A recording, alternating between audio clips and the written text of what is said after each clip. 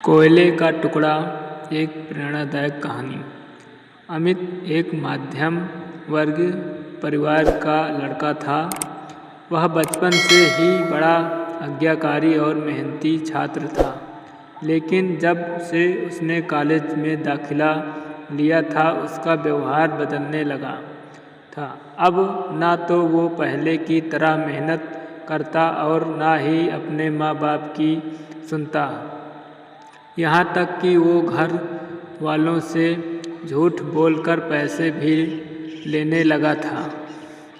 उसका बदला हुआ आचरण सभी के लिए चिंता का विषय था। जब इसकी वजह जानने की कोशिश की गई तो पता चला कि अमित बुरी संगत में पड़ गया है। कॉलेज में उसके कुछ ऐसे मित्र बन गए हैं जो फिजूल खर्ची करने, सिनेमा देखने और धूम्रपान करने के आदी हैं। पता चलते ही सभी ने अमित को ऐसी दोस्ती छोड़ पढ़ाई लिखाई पर ध्यान देने को कहा, पर अमित का इन बातों से कोई असर नहीं पड़ा। उसका बस एक ही जवाब होता, मुझे अच्छे बुरे की समझ है। मैं भले ही ऐसे लड़कों के साथ रहता हूँ पर मुझ पर उनका कोई असर नहीं होता। दिन ऐसे ही बीतते गए और धीरे धीरे परीक्षा के दिन आ गए। अमित ने परीक्षा से ठीक पहले कुछ मेहनत की, पर वो पर्याप्त नहीं थी। वह एक विषय में फेल हो गया। हमेशा अच्छे नंबरों से पास होने वाला अमित के लिए ये किसी जोरदार झटके से कम नहीं था। वह बिल्कुल टूट सा गया। अब ना तो वह घर से निकलता और ना ही किसी से बात करता। बस दिन रात अपने कमरे में पड़े कुछ सोचता रहता। उसकी यह स्थिति देख परिजन और भी चिंता में पड़ गए। सभी ने उसे पिछला रिजल्ट भूल आगे से मेहनत करने की सलाह दी, पर अमित को तो मानो सांप सूंघ चुका था। फेल होने के दुख से वो उबर नहीं पा रहा था। जब ये बात अमित के पिछले स्कूल के प्रिंसिपल को पता चली तो उन्हें यकीन नहीं हुआ।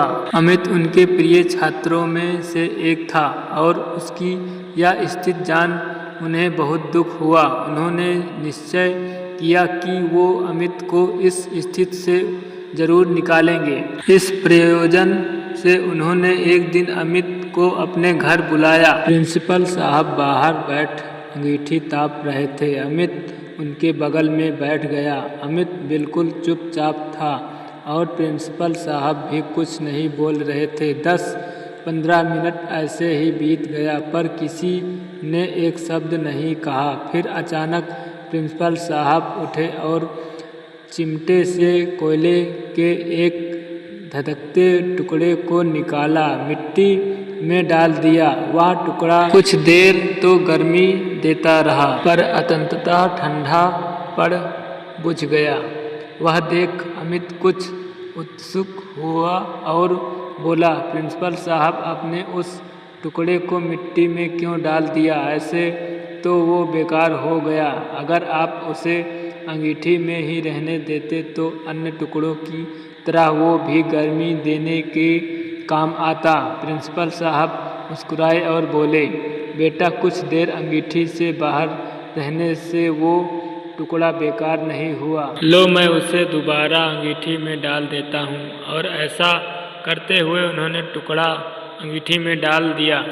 अंगीठी में जाते ही वह टुकड़ा वापस धधक कर जलने लगा और पुनः गर्मी प्रदान करने लगा। कुछ समझे अमित? प्रिंसिपल साहब बोले, तुम उस कोयले के टुकड़े के समान ही तो हो।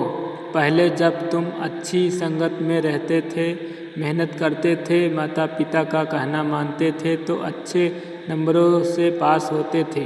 पर जैसे वो टुकड़ा कुछ देर के लिए एक मिट्टी में चला गया और बुझ गया, तुम भी गलत संगत में पड़ गए और परिणाम स्वरूप फेल हो गए। पर यह जरूरी बात है ये है कि एक बार फेल होने से तुम्हारे अंदर के वो सारे गुण समाप्त नहीं हो गए। जैसे कोयले का वो टुकड़ा कुछ देर मिट्टी में पड़े होने के बावजूद बेकार नहीं हुआ और अंगीठी में वापस डालने पर धधक कर जल उठा।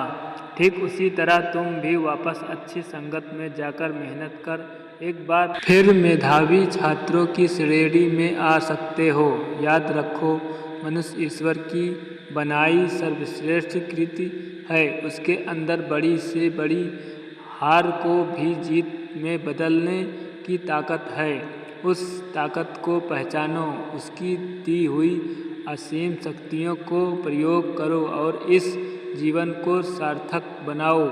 अमित समझ चुका था कि उसे क्या करना है। वह चुपचाप उठा, प्रिंसिपल साहब के चरण स्पर्श किए और निकल पड़ा अपना भविष्य बनाने।